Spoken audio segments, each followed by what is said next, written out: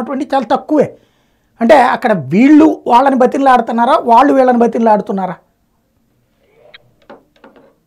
అంటే క్లారిటీగా చెప్తున్నాను, బీజేపీ అయితే వీళ్ళను బ్రతిమలాడటం లేదు. వాళ్ళ స్టాండ్ ఏది అంటే అంటే ఒకటి ఇక్కడ మనం గమనించాల్సిందంటే అసెంబ్లీ సీట్లు ఎన్ని కానీ అవి గెలవాలని కానీ అంత సీరియస్నెస్ అక్కడ లేదు. వాళ్ళకు కావాల్సింది ప్రతి రాష్ట్రంలో కూడా బీజేపీ పార్లమెంట్ సభ్యులు సొంతంగా ఉండాలి అని ఒక పాలసీ తీసుకున్నారు ఈసారి. అన్ని రాష్ట్రాల్లో కూడా బీజేపీ అభ్యర్థులు పోటీ చేయాలా, గెలుస్తారా ఓడుతారా తర్వాత సంగతి, కానీ ఉండి తీరాలా మన ప్రతినిధులు అనే దాని మీద క్లారిటీతో ఉన్నారు.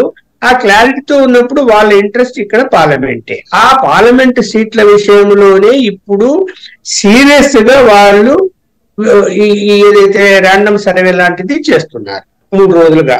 ఈ రోజు కూడా జరిగింది నాకున్న సమాచారమే. ఒకవేళ బహుశా రేపు వరకు క్లోజ్ చేసుకొని ఒకవేళ పార్లమెంట్ సీట్ల వరకు ఇదిగో ఇవి మాకు ఇవ్వాల్సిందే, ఇక్కడ మీరు ఎలా పనిచేస్తారు, ఎక్కువ అడుగుతారా? ఎక్కువ అడుగుతారు. ఎన్ని ఎక్కువ అడుగుతారు. ఇప్పుడు మామూలుగా అయితే వాళ్ళ జగన్మోహన్ రెడ్డి గారికి పెట్టిన టార్గెట్ అయితే ఒకవేళ పొత్తు కుదిరితే 10 అడిగారు వాళ్ళు. ఆయన 10 అడిగారు. కాబట్టి ఇక్కడ 10 అడగకపోయినా జనసేన ఆల్రెడీ 3 తీసుకొని ఉన్నది కాబట్టి ఖచ్చితంగా 7 అయితే అడుగుతారని నేనైతే భావిస్తున్నాను. రైట్, 6, 7 ఖచ్చితంగా అడుగుతారు అని. అవి ఏవి అనే దాని మీద ఏంటంటే కొంతమందికి పార్లమెంటు పోటీ చేసే బీజేపీ అభ్యర్థులు పొత్తు సంగతి తర్వాత పెట్టు, ముందు ఈ అభ్యర్థులు పోటీ చేయాలన్నా వద్దా అనే దాని మీద కొంత క్లారిటీతో ఉన్నారు. కొంతమందికి ఇండికేషన్ కూడా ఇచ్చారు.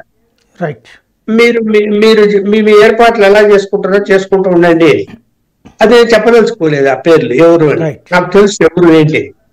అందువల్ల ఏంటంటే పొత్తు ఉంటే అంతవరకు పరిమితం అవుతారు, పొత్తు లేకుంటే 25 సీట్లలో కూడా అభ్యర్థులు పెడతారు. దాంట్లో ఏమీ డౌట్ పడాల్సిన అవసరం లేదు. Assembly not important. అది 10 చోట్ల పోటీ చేస్తారా, 20 చోట్ల పోటీ చేస్తారా, అభ్యర్థులు అన్ని చోట్ల పోటీ చేయాలనుకుంటుంటే కూడా టికెట్లు ఎవరికొరికి ఇస్తారు, పోటీ చేస్తారు.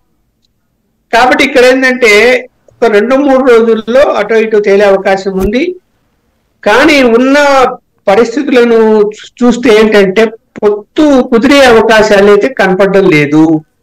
అది భయాందోళనతో పవన్ కళ్యాణ్ ఇప్పుడు దాన్ని నేను వెళ్ళి ఒప్పిస్తాను అని చంద్రబాబు నాయుడు గారికి ఏమేమో హామీ ఇచ్చారో మనకు తెలియదు, కానీ ఇంటర్నల్ గా ఆయన మాత్రం బాధ్యత తీసుకున్నారు. ఇక్కడ ఒక చిన్న డౌట్, మాట్లాడినప్పుడు కూడా జనసేన తెలుగుదేశం మేమిద్దరం కలిసి ముందుకెళ్తున్నాం అన్నటువంటి చెప్తూ వస్తే భారతీయ జనతా పార్టీ అన్నారు. ఆయన ఎక్కడా కూడా భారతీయ జనతా పార్టీతో, ఎందుకంటే మాట్లాడొచ్చింది ఆయనే, ఏమన్నా తెలిస్తే అసలు అమిత్ షా ఏం అడిగాడు అన్నది తెలిసింది ఆయనకే, ఏమీ చెప్పలేదు.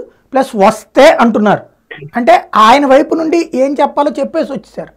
అంటే అంత చాలా నెగ్లిజిబుల్గా ఉన్నప్పుడు నిజంగా ఇట్లాగా బార్గెయిన్ చేసేది, బతిన్లాడే పరిస్థితి ఉంటుందా? అంటే వీళ్ళు ఇప్పుడు అక్కడ ఏంటంటే పవన్ కళ్యాణ్ బాధ్యత తీసుకున్నాడు కాబట్టి చంద్రబాబు నాయుడు చాలా అంటే నెగ్లిజెంట్ అతనితో కనిపిస్తుంది. ఇప్పుడు ఇవాళ కూడా ఆయన స్పీచ్ లో జనసేన తెలుగుదేశం అధికారంలోకి వస్తుంది, మేము